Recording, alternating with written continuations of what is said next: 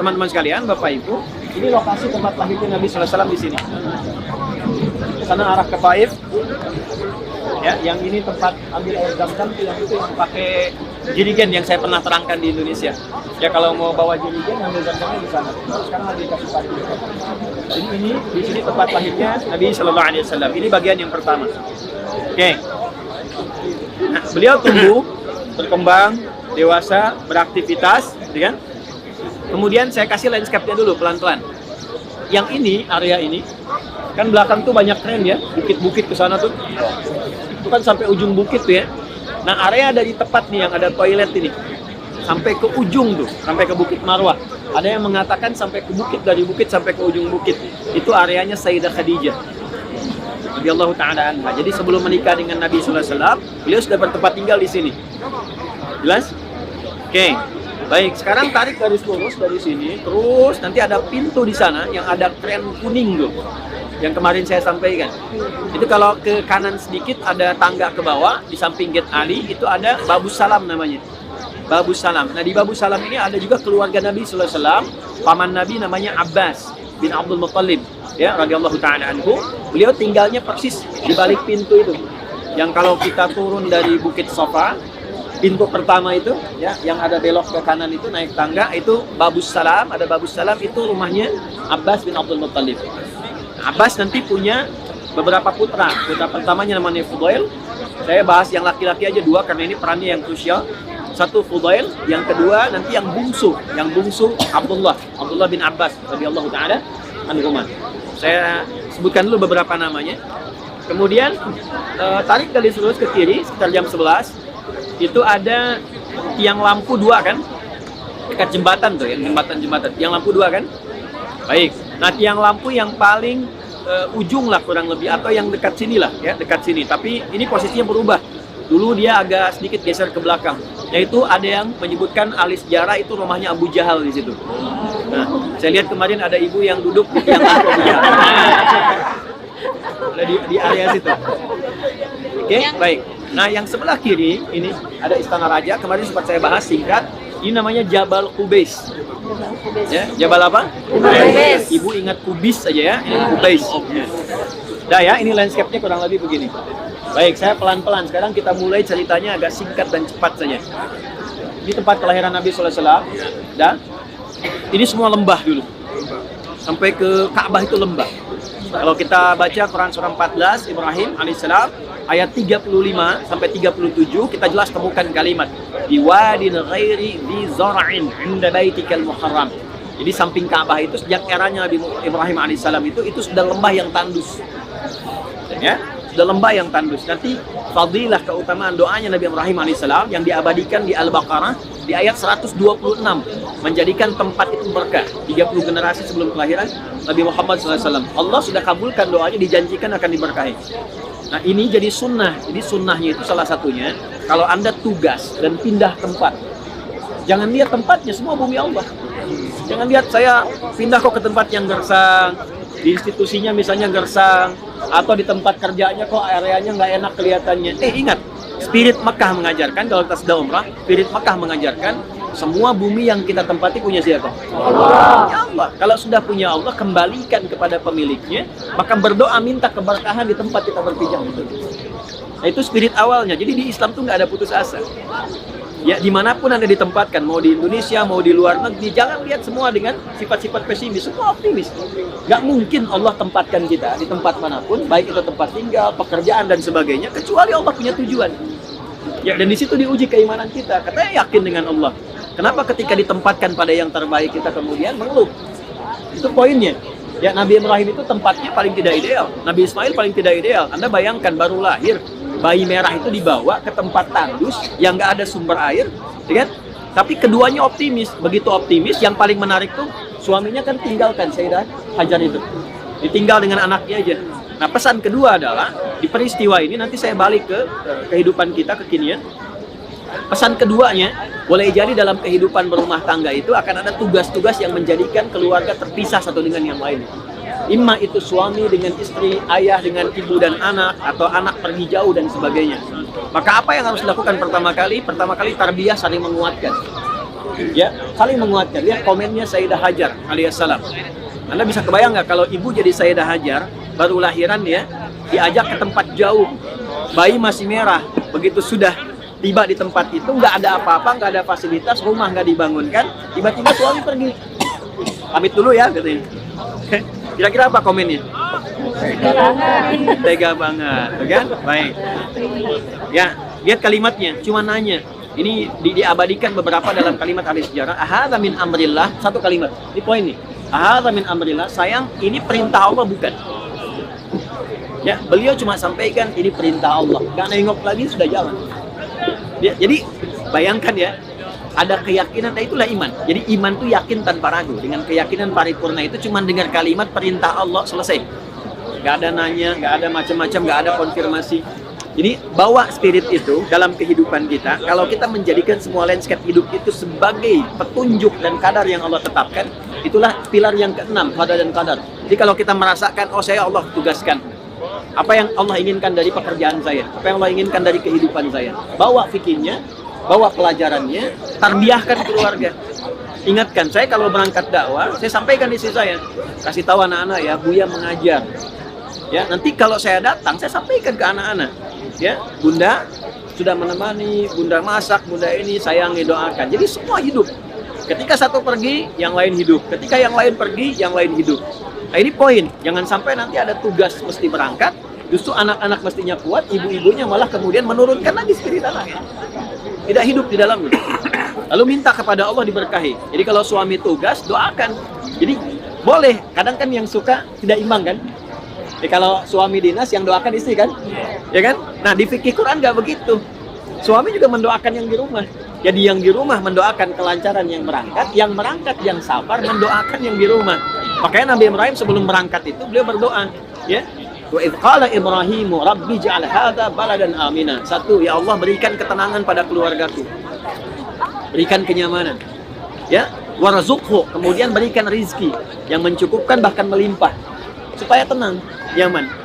Baik, oke. Jadi sudah kembali, sudah balik dalam kehidupan itu, apa yang terjadi kemudian tempatnya jadi berkah. Ya, maka yang sekarang ini yang kita dapatkan, yang tadinya nggak ada bangunan, yang nggak ada buah-buahan, ada makanan banyak dan sebagainya, itu fadilah doa seorang ayah yang sedang bertugas. Gitu. Jadi landscape-nya bawah, jangan lihat Mekahnya. Kita itu dijalankan ke Mekah bukan untuk mengkultuskan Mekah, tapi membawa value kemuliaan dari Mekah diterapkan dalam kehidupan kita. Maka sekali lagi, kalau tugas ditempatkan dimanapun, isi dengan doa, jalani dan yakin sama Allah. Itu bagian pertamanya. Jelas? Oke, saya teruskan. Lalu berlanjut era, ini lembah semuanya. Tandus. Nah ini bebatuannya kayak gitu tuh, padat sekali. Makanya minyaknya flat gitu ya, di balik rahasianya. Ini yang sebelah kiri, yang sekarang ada istana besar, ini bukit khusus penanda kekuasaan. Jadi kalau kita lihat ini banyak bukit. Tapi kenapa yang ini jadi spesial? Kenapa istananya dibikin di sini bukan di sebelah sana misalnya?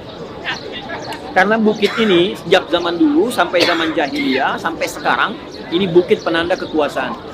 Jadi dulu kalau ada orang yang ingin menunjukkan kuasanya, dia akan naik ke bukit itu dan memberikan banyak perintah atau informasi. Nah, termasuk Nabi Muhammad SAW ketika peristiwa Isra Mi'raj, itu beliau naik ke atas bukit ini untuk menyampaikan informasi telah terjadi peristiwa Isra Mi'raj. Ingin memberikan kesan bahwa kehidupan dan kekuasaan akan berubah. Nah, sekarang yang memegang kekuasaan di Saudi ini ya ada satu bagian dinasti dan dia bangun istana untuk memberikan kesan bahwa yang pimpin sekarang itu. Jelas ya?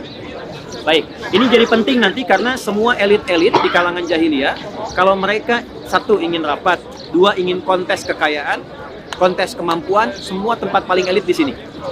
Termasuk para penyair, penyanyi, pujangga. Jadi kontesnya di sini. Siapa yang paling hebat, 7 urutan pertama, nanti dituliskan syairnya dengan tinta emas, ditempel di dinding Ka'bah. Itu yang menjadi kain kiswah nanti dan diganti tulisannya dengan Al-Quran. Itu asal mula sejarahnya. Baik, di sana Abu Jahal, kemudian di sana beberapa keluarga Nabi, termasuk Ibnu Abbas radhiyallahu ta'ala anhuma. Saya masuk kepada 2 bagian saja dengan cepat, nanti kita jalan. Abbas itu beda usia dengan Nabi 3 tahun. Saya ulangi, Abbas beda usia dengan Nabi berapa? 3 tahun. Termasuk yang awal dari keluarga ahli bait yang masuk Islam dari periode di Mekah. Jadi ada nanti Ali bin Abi Thalib, ada kemudian Abbas bin Abdul Muthalib. Saya cepat saja, Abbas itu pedagang, bisnis, usaha. Tapi lihat visinya. Setelah masuk Islam, itu berubah cara pandangnya. Jadi Islam itu dahsyatnya bisa merubah cara pandang orang dan selalu lebih baik, lebih maju. Gak ada orang zaman Nabi dan di era sahabat setelahnya dengan menjaga prinsip ini, gak ada satupun yang masuk Islam kecuali satu, kalau dia pelajar pasti lebih pintar, kalau dia pedagang pasti kaya, kalau dia punya kedudukan pasti yang tertinggi di level manapun, mau di birokrasi, diplomasi, di militer pasti jadi yang terhebat. Jadi gak ada orang masuk Islam kecuali jadi lebih baik. Artinya kalau saya, Anda, kita berislam sampai sekarang belum jadi lebih baik, berarti ada yang belum sempurna yang kita pelajari dari keislaman kita itu. Karena nggak ada orang masuk Islam, silahkan Anda baca dimanapun, yang masuk Islam pasti jadi hebat dimanapun itu. Oke, Abbas begitu masuk Islam, beliau tadinya menggantungkan pekerjaannya itu pada pinjam meminjam, rentenir, bahkan jadi pelaku utamanya. Masuk Islam, dikasih petunjuk oleh Nabi, tinggalin ini, bebaskan riba. Maka yang pertama kali dibebaskan dari konsep riba dalam kehidupan sejarah Islam itu ribanya paman Nabi SAW. Jadi langsung dipraktekkan dari keluarga. Jadi kalau kita ingin memulai pada orang contoh kebaikan, praktekkan dari pribadi dulu. Maka ketika dibebaskan dari riba itu, ditinggalkan segala jenis hal yang bisa menghancurkan dari konsep bisnis beliau itu, diganti dengan konsep keislaman, value-nya dipraktekkan, apa yang terjadi? Bisnisnya meningkat, sukses berkali-kali lipat, kekayaannya lebih bertambah, dan yang paling dahsyat, semua apa yang dibawa ke rumah itu membuat keluarganya berubah jadi lebih baik. Merubah perilaku anak, menghadirkan keharmonisan dalam rumah tangga. Artinya sebaliknya, kalau Anda bekerja dengan cara yang tidak baik, dapat uang yang nggak baik, itu gampang. Pokoknya ciri pertamanya pasti ada masalah di rumah. Ini sudah rumusan dari ulama. Jadi ada beberapa turunan, ada 9 poin lah. Salah satu poinnya itu, kalau Anda menemukan di rumah tangga, misal seringkali cekcok istri dengan suami, anak jadi sulit diatur dan sebagainya, itu cek yang pertama kali yang masuk ke rumah halal atau tidak. Jelas ya? Halo? Nah. Jelas ya? Satu, itu poin tuh. Oke. Jadi lebih sukses, setelah itu apa yang terjadi? Abbas dan istrinya kompak, Ummu Fudail. Udah, anak kita yang pertama, karena melihat kebesaran, kebenaran risalah Nabi, kita khidmatkan ke Nabi aja, melayani Nabi SAW. Anak pertama, khusus melayani Nabi. Nah, masih ingat kan Nabi meninggal itu? Beliau di pangkuan Sayyidah Aisyah kan? Wudhu kan? Kemudian sholat ya? Nah, yang bawakan air wudhunya itu adalah Fudail, anaknya Abbas ya, bin Abdul Muthalib radhiyallahu ta'ala anhu. Yang sulung, ini yang paling viral, namanya Abdullah.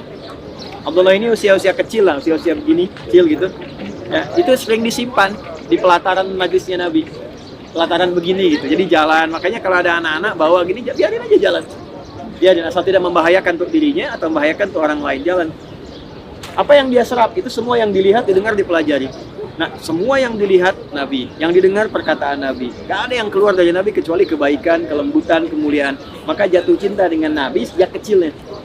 Sampai memutuskan dalam usia dini, belum dia balik, dia sudah pengen tahu kegiatan Nabi malam. Karena kalau pagi kan biasa lihat, siang biasa, malam Nabi gimana, bangun jam berapa. Maka beliau kemudian minta izin pada orang tuanya untuk menginap di kediaman bibinya Sayyidah Maimunah. Itu setelah nanti peristiwa Sayyidah Khadijah meninggal radhiyallahu ta'ala anha. Maka kalau kita nanti jalan tuh persis di dekat kren yang kuning, yang paling ujung, yang belakangnya Zam-Zam itu kan ada menara ya, yang atasnya ada hijau tuh 2. Kelihatan nggak? Itu ke bawahnya itu gate Nabi namanya, gate Nabi, babun Nabi yang dijaga tentara di situ. Ya, nah di situ kediaman Sayyidah Maimunah radhiyallahu ta'ala anha. Di situ kemudian yang tadi di rumah keren sini main ke sana hanya untuk melihat bagaimana cara bangun tidurnya Nabi SAW. Maka hadis tentang cara bangun tidur itu diriwayatkan oleh anak kecil yang belum balik. Yang kalau bangun ada di Abu Daud nomor hadis 1367. Nabi itu kalau bangun tidur beliau duduk dulu, menghilangkan bekas ngantuknya, membaca 11 ayat terakhir surah Ali Imran. Itu yang riwayatkan tuh anak kecil, usianya belum balik, cuma pengen numpang tidur di situ, pengen tahu kegiatan Nabi malamnya seperti apa. Nah akhirnya setelah Nabi meninggal SAW, usianya masih 13 tahun anak itu. Bapaknya Abbas yang tadi sibuk itu, di balik kesibukannya masih sempat kalau akhir pekan itu masih ta'lim Pak, ikut kajian Nabi, ikut belajar. Nabi meninggal hafal 200 hadis. Ya, kalau Quran gampang, Quran tuh nggak usah ditanya, gampang banget, ya. Tapi kalau hadis belum tentu. Jadi sesibuk apapun itu masih menyempatkan diri belajar. Dan yang dipelajari spesifik. Anda kalau tentara nggak usah ngaji fikih bisnis, ngaji fikih militer. Anda yang pebisnis ngajinya fikih apa? Ya, fikih niaga. Ibu di rumah tangga ngajinya apa? Bab tentang rumah tangga. Jangan bahas yang tinggi-tinggi. Anak-anak bab tentang sekolah, itu yang diajarkan Nabi. Jadi belajar itu, apa yang dipelajari itu yang dipraktekkan. Semua komen sahabat begitu. Kami nggak pernah ngaji Al-Quran, kecuali setiap 5 ayat kami praktekin dulu. Paling banyak 10 ayat. Kalau hadis itu sesuai dengan apa yang mereka kerjakan. Jadi tukang kebun belajar tentang kebun. Ya, nanti tambahannya akhlak, ibadah dan sebagainya. Itu yang paling pokok. Jadi kita belajar agama itu adalah apa yang kita butuhkan dan itu yang kita praktekkan. Jadi terasa, kita Islam itu terasa. Bukan cuma di masjid, bukan cuma saat baca Quran. Saat kerja itu terasa saya muslim. Itu poin besarnya. Maka Nabi meninggal, Abbas itu hafal 200, anaknya Abdullah hafal 2000 hadis. Gitu. Anaknya hafal 2000 hadis. Dan setiap hadis yang diriwayatkan oleh Abdullah, itu nama anaknya nggak pernah disebut. Yang disebut selalu bapaknya. Abdullahnya nggak disebut, yang disebut selalu anak laki-lakinya Abbas. Anak laki-lakinya Abbas. Anak laki-laki itu namanya Ibnu Abbas, Ibnu Abbas. Apa faidahnya? Kenapa ulama viralkan itu? Untuk memberikan kesan pada orang tua di masa depan. Tidak ada ruginya investasi pada anak sejak dini dalam kebaikan. Kayak sekarang nih, punya rezeki bawanya ke tempat baik dulu. Ya, bawa misalnya ke Mekah, bawa ke Madinah, ke tempat-tempat yang baik. Kenalkan mereka. Nanti saat dewasa itu jadi memori. Dan nggak ada ruginya. Kalau nggak percaya silahkan cobalah. Ya, dari sekarang tanamkan yang baik-baik. Semua. Maka jadinya apa? Semua apa yang ia kerjakan, dididik sholat, didik puasa, didik macam-macam, itu setiap dia sholat pahalanya ngalir pada orang tua. Dan paling terasa nanti kalau di dunia keberkahan, di alam kubur cahaya. Ya, ibu bapak nggak percaya silakan ya. Anaknya, misal dekatkan dengan Quran. Bapak pulang capek nih, itu lihat anak usia 3 tahun, cuman baca Ad-Duha pun itu bisa hilang semua capeknya. Nggak percaya sama saya silakan lakukan. Apalagi ketika anak itu selesai Quran dan dia telepon pada Anda. Pak, aku baru selesai hafalan 30 juz, itu Anda bisa jatuh sujud. Saya itu sujud. Gak ada yang rugi. Ya. Oke, saya teruskan. Jadi anak ini selesai, secara konseptual seperti itu kehidupannya. Abu Jahal itu konsisten mengganggu. Ya, kenapa disebut dengan Abu Jahal? Karena dia tidak ingin melihat semua yang dari Nabi kecuali semua salah. Ya, yang lain masih mengakui, walaupun tidak suka dengan Nabi karena gengsi, masih mengakui Nabi benar. Makanya disebut Al-Amin. Ya, ini menarik nih. Beliau tumbuh dewasa, orangnya jujur, orangnya hebat, ngelola harta baik. Ini yang tadinya musuh-musuh ke Nabi, itu awalnya nitipin harta. Titip ya Muhammad, kamu soleh. Tapi ketika beliau kemudian mempraktekkan kesolehannya supaya auranya tersebar, mulai sebagian merasa ya ada kesan-kesan yang ingin merasa tersaingi. Ya, khawatir ini Muhammad pengaruhnya makin tinggi. Ya, seperti itulah kehidupan. Ketika Anda makin naik, pasti sekitaran akan ada yang khawatir. Nah, di Islam tuh ada fikihnya. Ya, nanti ada bab tentang bisnis. Ketika Anda bisnisnya makin tinggi, pasti ada yang khawatir. Nanti ada amalannya. Ada sholatnya, ada zikirnya, di karir. Hati-hati, di militer, di birokrasi, Anda makin naik, itu pasti ada yang khawatir. Itu sudah rumus. Tapi ketika kita paham fikihnya, paham jalurnya, itu nggak ada kekhawatiran. Paling sesaat, setelah itu naik lagi. Ya, nah, itu gambarannya. Nah, Abu Jahal ini punya banyak obsesi, tapi selalu kalah oleh Nabi. Ya, main gulat kalah. Nabi itu main gulat dulu. Ya, jadi Habib ada sanadnya, Habib Nurmagomedov. Ada sanadnya tuh. Ya, main gulat Nabi untuk melatih fisik. Ya, Nabi itu 40 kali manusia biasa. Ya, dan ketampanan Nabi Muhammad pun itu sekian puluh kali lebih daripada Nabi Yusuf alaihissalam. Ikan yang viral Nabi Yusuf ya, Nabi Muhammad masih cahayanya masih lebih jauh daripada itu. Nah, saya ingin cepat saja, jadi gulat kalah sama Nabi Muhammad. Masih terima. Yang sulit diterima oleh Abu Jahal itu adalah ketika Sayyidah Khadijah ditinggal oleh suami keduanya wafat, banyak orang pengen melamar. Karena yang paling mulia nih, Sayyidah Khadijah paling mulia. Abu Jahal ditolak. Nabi tidak menggerakkan diri untuk melamar, minta dilamatkan Sayyidah Khadijah. Nah, disitulah mulai muncul dendam yang tidak berkesudahan. Karena semua kalah oleh Nabi. Jadi pokoknya semua yang keluar dari Muhammad salah semua. Ya. Jadi yang ternyata nasabnya cinta melahirkan dendam itu juga sudah ada sejak zaman jahiliyah, gitu ya. Nah, jadi itu beberapa bagian-bagian dari bumbu-bumbu kehidupan lah. Kurang lebih gambarannya demikian. Kemudian dia bersekongkol dengan beberapa pemuka-pemuka Quraisy. Lalu mereka berkumpul di tempat mereka biasa kumpul, Darunadwah. Nah, tempatnya depan kediaman Abu Bakar. Jadi kalau di situ ada Hotel Hilton, itu kan Zam-Zam ya. Di belakangnya tuh kan ada yang warna krem tuh. Ya, ada hotel tuh dekat Zam-Zam, sampingnya persis. Bukan yang ke kanan tapi ke kiri, ke sebelah sana. Itu ada hotel di sana, Hotel Hilton. Nah, itu lokasi kediaman Abu Bakar As-Siddiq radhiyallahu ta'ala anhu. Jadi Nabi sahabatan dengan Abu Bakar, rumahnya bukan area sini. Nabi di sini, rumah tangga di sini, Abu Bakar di sebelah sana. Nah, saat peristiwa Isra Mi'raj, itu semua hampir 99% itu, 99 semua sudah meragukan. Sampai Abu Jahal mengatakan, udah tinggal satu orang nih. Kalau satu orang ini yakin dengan kita, selesai dakwahnya Muhammad. Itu tinggal Abu Bakar. Ya, maka Nabi diprovokasi, naiklah ke Jabal Qubais, umumkan Isra Mi'raj. Setelah naik, ya Abu Jahal mulai action. Nah, ini kan seorang penipu yang sudah lama kita kenal. Nggak mungkin bisa orang berangkat cuma semalam ke Palestina bolak-balik kan. Nah, teknologinya nggak ada, kemampuannya nggak ada, semua bahkan juga mulai ada orang ragu yang tadinya iman ragu lagi, maka tinggal satu orang. Kalau satu orang ini kemudian sama-sama yakin dengan Abu Jahal, selesai. Maka dikejarlah ke sana, ke area yang Hilton yang sekarang itu dibawa. Begitu nyampe ke sini, coba dengar apa kata Muhammad. Dan Muhammad menyampaikan, saya semalam Isra, berangkat ke Palestina, balik lagi dan seterusnya. Abu Jahal tertawa. Apa komen Abu Bakar? Perhatikan kalimatnya. Ya. Lalu di balik ini beliau menyampaikan, kalaulah seorang Muhammad mengatakan di balik bukit ini kan bukit nih, di balik bukit, mungkin nunjuk ke sini ya kalau dari sana.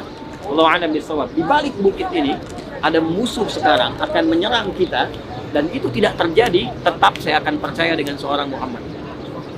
Kalau kita membenarkan sesuatu yang nampak di hadapan kita, ini burung, benar nggak? Baiknya itu namanya shadiq.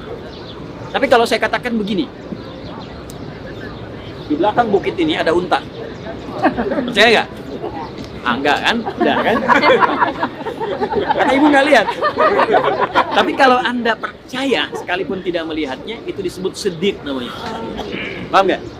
Siddiq, maka sejak saat itu disebut namanya as-siddiq. Abu Bakar as-siddiq, membenarkan sesuatu dengan keyakinan hatinya sekalipun ia belum melihat wujudnya. Sudah sampai sini? Maka dipegang tangannya oleh Nabi Sallallahu Alaihi Wasallam. Itu sejak banyak peristiwa dikatakan bahwa ini adalah Abu Bakar, sahabat saya, siapa yang menyakitinya maka ia telah menyakiti saya. Maka menjadi sahabat paling utama sampai hidupnya bersama Nabi, wafat dikubur di samping Nabi dan di surganya dengan Nabi Sallallahu Alaihi Wasallam. Dan anaknya menjadi di antara istri tercinta Nabi Sallallahu Alaihi Wasallam. Jadi ini kurang lebih landscape-nya. Di sini ada turun surat Al-Lahab, tabat yada abi lahabin wa tab, di sini di area ini juga. Ya, jadi Nabi ini bagian terakhirnya. Nabi Sallallahu Alaihi Wasallam kemudian mengajak keluarganya di awal. Ya, setelah 4 tahun beliau dakwah secara sir, ngajak keluarganya pertama kali. Ya, ketika turun surah Al-Mudaththir itu, ya, wa anzir ashiratakal aqrabin. Ya, Muhammad Sallallahu Alaihi Wasallam di surat yang lain ingatkan keluarga terdekatmu dulu. Jadi sebelum mengerjakan ke orang, contohkan keluarga dulu supaya nggak ada yang disoal dalam kehidupan kita. Maka ketika dipanggil, Nabi mengajak undangan, semua datang, termasuk Abu Lahab. Abu Lahab itu kan pengusaha sukses. Tampannya luar biasa, ya ganteng lah. Babak tampan itu ya sananya ke situ. Jadi nggak ada celahnya wajahnya, nggak ada jerawat, nggak ada apa-apa. Isinya pun cantik, cantik. Dalam bahasa Arab, orang yang tidak punya celak di wajahnya itu, nggak ada komedo, nggak ada jerawat, nggak ada apa-apa. Ya itu, mohon maaf, itu digambarkan seperti api yang bersih. Ya, jadi yang nggak ada cacatnya gitu. Api itu kan biasanya ada merah biru kan. Nah ini kalau dia misalnya merah semua nggak ada birunya, itu disebut lahab namanya. Lahab, nggak ada cacatnya. Ya, makanya disebutnya Abu Lahab. Ya, kalau ada orang yang ganteng, ini yang paling gantengnya. Ini babak tampannya gitu ya. Bahasa kitanya lah sekarang begitu. Nah, apa yang terjadi kemudian? Dia datang di pertemuan dakwah itu, Nabi nyampaikan, saya diangkat jadi Nabi, jadi Rasul, buktinya begini begitu. Dia bilang apa? Tabat siadak ya Muhammad, tabat siadak ya Muhammad, celaka engkau. Jadi kalau orang Arab mau ngumpat itu di antara kalimatnya tabat siadak, celaka engkau. Kerjaan kamu ini nggak benar gitu. Ya, dia katakan apa? Saya ini kan orang sibuk, kerjaan saya banyak. Kamu undang saya ke sini cuma ingin menyampaikan yang basa-basi begini, tabat siadak, celaka tangan kamu. Ya, nggak benar kamu ini. Maka ketika keluar kalimat tabat siadak, Allah langsung turunkan wahyu. Tabat siada abi lahabin wa tab. Engkau yang celaka. Ya, kau yang celaka gitu. Dikasih kebaikan, kasih dunia akhirat, engkau malah kemudian menukar itu dengan kecaman. Maka turun. Nah, bukan cuma suaminya, istrinya ikut-ikutan. Hati-hati, ini nasabnya. Ya, tabat yada abi lahabin. Oke, kalian kalimatnya. hei engkau yang dipuja manusia karena ketampananmu yang tanpa celah, dan kau gunakan itu untuk menyakiti Rasulku, aku akan ganti celaanmu itu. Bila engkau tidak bertobat dengan turunnya ini, aku ganti celaan itu dengan menyiapkan neraka yang sempurna untukmu dan gak ada cacatnya apinya. Jadi karena engkau gak ada cacatnya kan, disiapkan nerakanya pun gak ada cacatnya, apinya sempurna. Jadi membakar sampai ke ujung-ujung, sampai ke dalamnya. Tabbat yada abi lahabin ma aghna anhu maluhu wa ma. Engkau mengatakan kepada Muhammad, celaka, aku kan orang sibuk, aku banyak pekerjaan, kau undang hanya untuk yang begini. Kata Allah, yang engkau banggakan sekarang, besok aku musnahkan semua, gak bisa bantu sedikit pun dari api yang sempurna itu. Ya, tabbat yada abi lahabin ma aghna anhu maluhu wa ma sayasla naran dzata lahab. Lahab ketemu Lahab. Abu Lahab apinya, api yang paling menarik ini. Wa mra'atuhu hamma, istrinya pun provokator. Ya, hati-hati tuh ya. Bu, hati-hati tuh. Hati-hati tuh. Ini menarik, nanti lawannya di An-Nisa 34. Jadi ada nasab istri itu kadang-kadang mengganggu karir suami. Awas, ada potensinya tuh. Kadang suami baik, istri masalah.